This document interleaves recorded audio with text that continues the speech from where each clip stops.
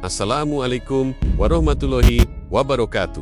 Selamat berjumpa kembali di channel Di Ujung Zaman. Pada perjumpaan kali ini kita akan membahas mengenai napaktilas Khawarij, dari nubuat suci ke tragedi abadi peradaban Islam di tengah-tengah masa keemasan para sahabat. Ketika bimbingan Nabi Muhammad SAW masih terasa begitu dekat, sebuah nubuat diucapkan. Nubuat ini, seperti yang diriwayatkan oleh Ali bin Abi Thalib, bukanlah sekadar ramalan, melainkan sebuah peringatan tentang retakan pertama yang akan mengguncang fondasi umat Islam dari dalam. Ali, sang gerbang ilmu, dengan kesetiaan yang luar biasa berkata, "Jatuh dari langit lebih aku sukai daripada berdusta atas nama Rasulullah." Dengan sumpah ini, beliau menyampaikan sebuah sabda yang kelak akan disaksikannya dengan mata kepala sendiri, dengan hati yang remuk.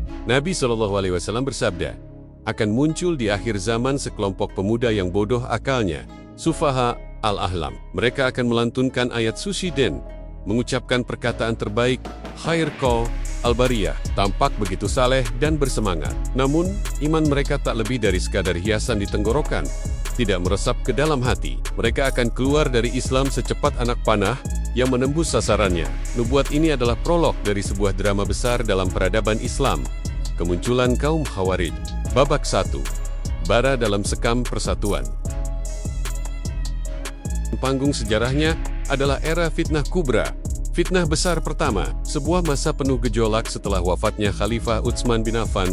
Ali bin Abi Thalib naik menjadi khalifah dalam situasi yang sangat sulit. Tuntutan untuk menghukum pembunuh Utsman bergema kencang, terutama dari Muawiyah bin Abi Sufyan, gubernur Syam.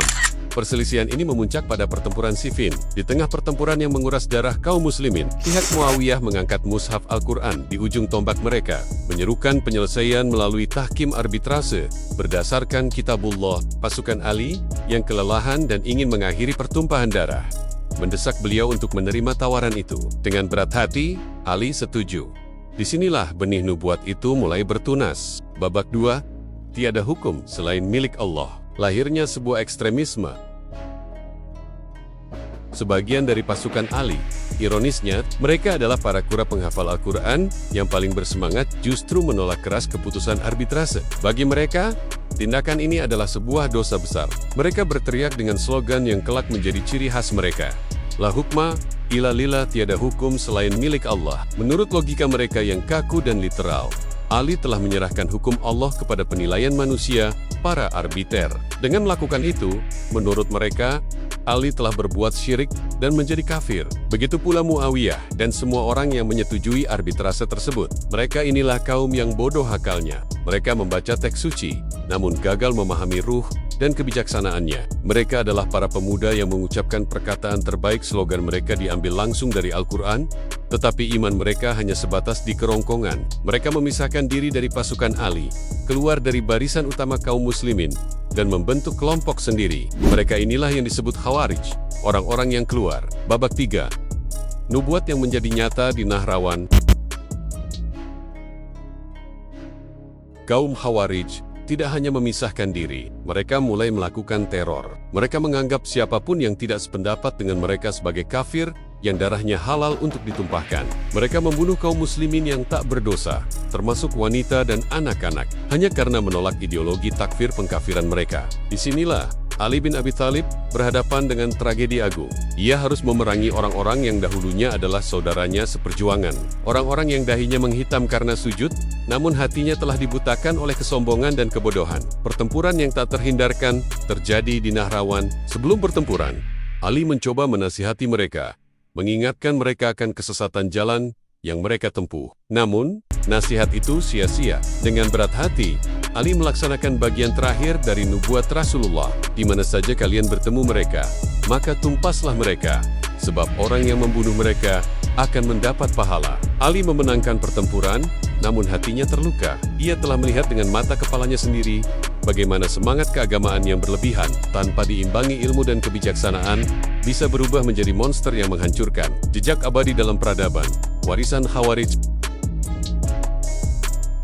Meskipun secara militer kaum Khawarij berhasil ditumpas di Nahrawan, ideologi mereka tidak pernah benar-benar mati. Ia menjadi DNA ideologis yang terus bermutasi dan muncul kembali dalam berbagai bentuk sepanjang sejarah. Islam, Pertama, dalam teologi, kemunculan Khawarij memaksa para ulama Ahlus Sunnah untuk merumuskan secara tegas doktrin tentang iman, dosa besar, dan status seorang muslim. Sebagai reaksi terhadap ekstremisme Khawarij yang mengkafirkan pelaku dosa besar, lahirlah kelompok seperti Murji'ah yang menangguhkan penilaian, dan kemudian dirumuskanlah akidah Ahlus Sunnah yang moderat, bahwa seorang muslim yang melakukan dosa besar tidak serta-merta keluar dari Islam. Dalam politik, konsep Khawarij tentang takfir terhadap penguasa yang dianggap tidak berhukum dengan hukum Allah menjadi justifikasi utama bagi banyak gerakan pemberontakan radikal di kemudian hari. Mereka meletakkan fondasi bagi pemikiran bahwa kekerasan adalah jalan yang sah untuk memurnikan Islam. Ketika akhir sebuah era, tragedi ini mencapai puncaknya ketika seorang Khawarij bernama Abdurrahman bin Muljam membunuh Khalifah Ali bin Abi Thalib saat sedang salat subuh. Wafatnya Ali menandai berakhirnya era Khulafaur Rasyidin dan membuka pintu bagi perubahan sistem kekhalifahan menjadi monarki dinasti. Cermin untuk setiap zaman. Napak tilas. Khawarij adalah cermin abadi bagi peradaban Islam.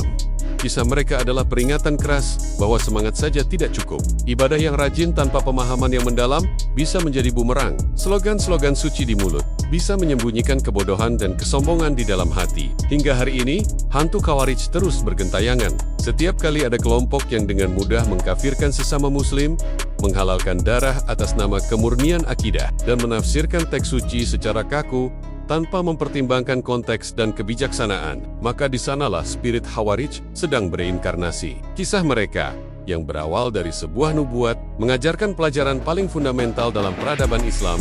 Jalan menuju surga tidak dibangun dengan merasa paling suci, melainkan dengan ilmu, rahmat, dan kerendahan hati. Demikianlah pembahasan singkat pada kesempatan kali ini. Semoga memberikan manfaat untuk kita semua. Sahabat tercinta, jangan lupa like, komen, dan subscribe channel YouTube Di Ujung Zaman. Juga aktifkan lonceng notifikasi agar tidak ketinggalan update video lainnya. Jazakallahu khairan katsiran. Hatur nuhun kak sadayana. Wassalamualaikum warahmatullahi wabarakatuh.